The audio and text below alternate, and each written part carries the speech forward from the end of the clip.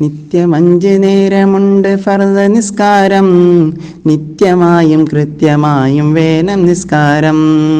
ഉച്ച തിരിഞ്ഞാൽ ളുഹർ എന്ന നിസ്കാരം, വൈകുന്നേരമുണ്ട് അസ്ർ എന്ന നിസ്കാരം. സന്ധ്യ നേരത്താണ് മഗ്രിബ് എന്ന നിസ്കാരം, അന്തിനേരത്തുണ്ട് ഇശ എന്ന നിസ്കാരം.